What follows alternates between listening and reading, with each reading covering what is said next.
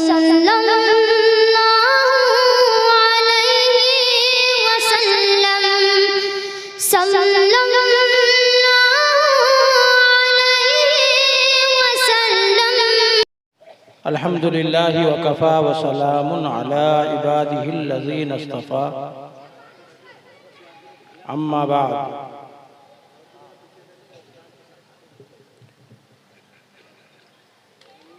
حاضران جلسہ، حضرات علماء کرام، صدر باوقار، سامعین اعظام، عفت مآب خواتین اسلام،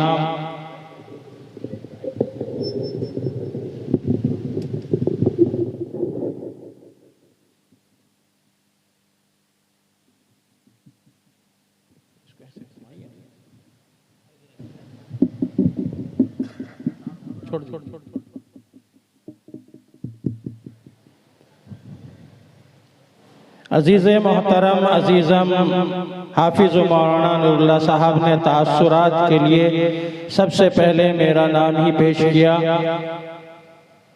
بظاہر تاثر میں اگر غور کیا جائے تو دو باتیں سمجھ میں آتی ہیں۔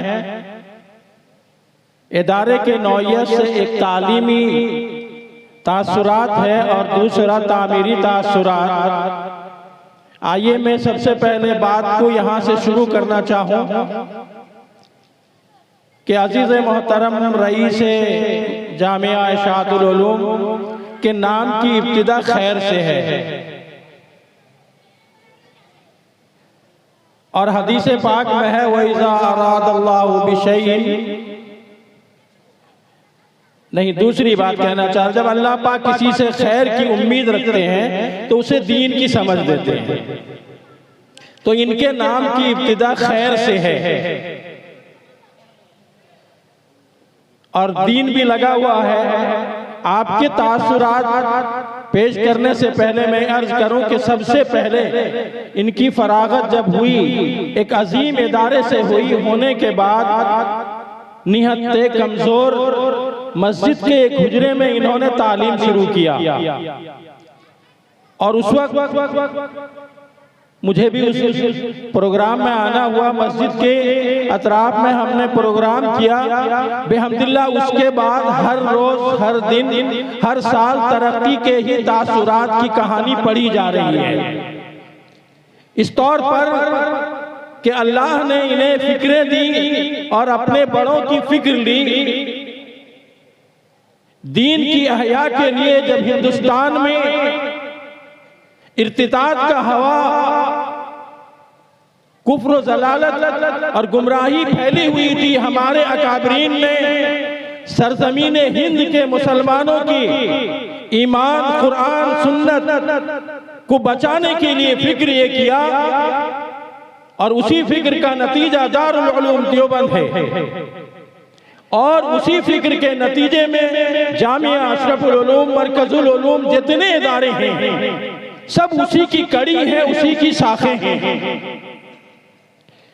پہلی فکر تو یہ ہوئی کہ انہوں نے ایک دینی ادارہ قائم کیا جو اپنے نام کا ایک جز تھا، خیر الدین۔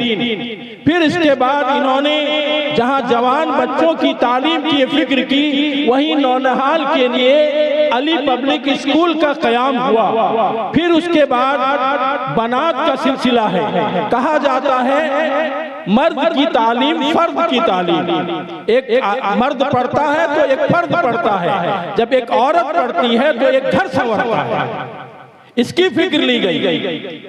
اب اس کے پس منظر میں اگر آپ کو میں کچھ اور بات کہنا چاہوں، آئے دن جو حالات ہیں، ان حالات میں اپنے بچوں کا، اپنے آنے والی نسلوں کے ایمان کی حفاظت اولین فریضہ ہے۔ اس کے بغیر آج عام اسکولوں میں دیکھیے اور عام کالجز میں دیکھیے تو آپ کو اندازہ لگتا ہے کہ وہ چیزیں جو ابھی مسلط کی جا رہی ہیں پہلے نہیں تھی. آپ کے بچوں کے نونہالوں کے ابھی کمسن بچوں کے دماغ میں وہ باتیں ڈالی جا رہی ہیں جس سے وہ اسلام سے ہٹ کر نام پہ تو نام عبداللہ ہو اور اس کے سر پہ ٹوپی ہو اور وہ گنا تو مسلمان جا رہا ہے.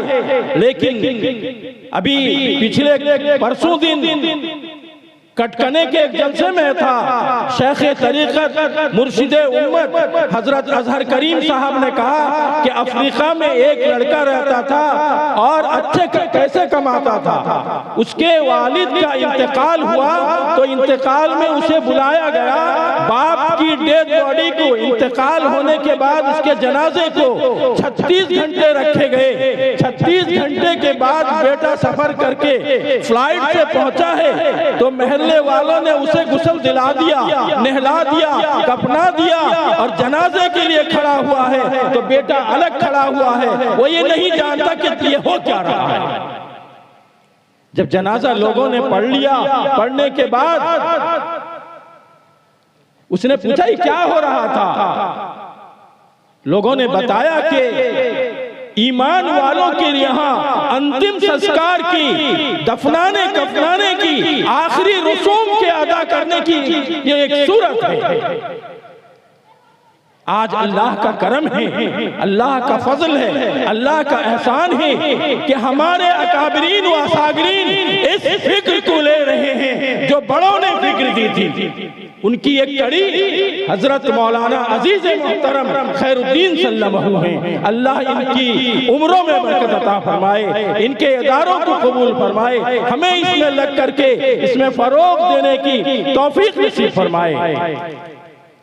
مزید ایک بات کہتے ہوئے عرض کروں, کام تو بہت سارے حضرات کرتے ہیں اور کام ہو بھی رہا ہے. کام کے مقبولیت کی ایک علامت ہوتی ہے. لوگ کہتے ہیں مولانا لوگوں کی تنخواہ بڑی کم ہوتی ہے اور اس میں کیسے چل جاتے ہیں. 60,000 70,000 لاکھ کے قریب میں درما پاتا ہوں, پھر مہینے کے آخر میں انتظار میں رہتا ہوں, اور یہ 9,000 7,000 8,000 11,000 میں کیسے. میں ایک واقعے کی طرف اشارہ کر کے اپنی بات ختم کروں گا.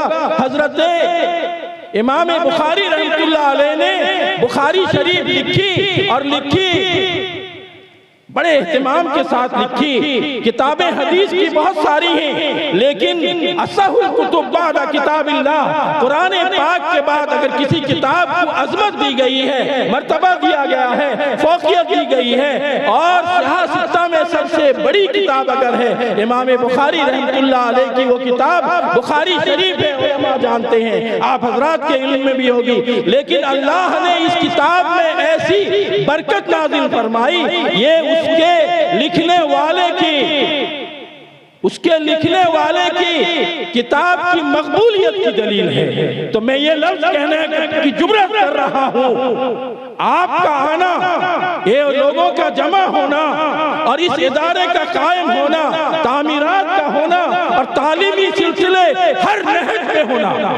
تعلیم نہیں کہہ رہا ہوں, میں کہہ رہا ہوں کہ تعلیم کا ہر نہج میں ہونا, بڑوں کے لیے ہونا, مردوں کے لیے ہونا, عورتوں کے لیے ہونا, بچوں کے لیے ہونا, اور پھر عند اللہ مقبول ہونے کی علامت یہ ہے کہ روز اردو ترقی کر رہا ہے. اللہ ترقی کرے. یہ عجب دور ہے عزیزو دوستو, جب لوگ مائک کے بغیر تقریر کرتے تھے, مجمع بہت ہوتا تھا, غور سے سنتا تھا. جب مائک آیا گھر سے بیٹھ کے سننے لگے, اور جب معاف کیجئے گا میڈیا کے بھائیوں نے, سوشل میڈیا نے اپنا لائیو شروع کیا, اب جلسہ کو خالی ہونے کی ضرورت پڑی. جب ہم گھر میں بیٹھ کے ہی لائیو چینل دیکھ لیں گے, یہاں آنے کی کیا ضرورت ہے. جہاں پر کہیں بھی وسعت آتی ہے وہیں پر دوستو سسٹمیٹک میں چینجنگ آتی ہے. اس لیے کہ دیکھا یہ گیا ہے, پیدل چلنے والا گرتا تھا, سنبھلتا تھا, سائیکل آئی تو اس کو چلانے والا گرا اور زخمی ہوا, اور موٹر سائیکل پہ اس سے تیز رفتار چلانے والا چلا اور گر کر کے اللہ کے یہاں پہنچنے والا ہو گیا۔ اللہ تعالی ہمیں ہر طرح کی خرابی سے محفوظ فرما کر ہمیں ہر طرح کے سکون نصیب فرمائے۔ وآخر دعوانا الحمدللہ رب العالمین۔ اگر ویڈیو اچھی لگی تو لائک کریں اور تمام دوستوں کو شیئر کریں۔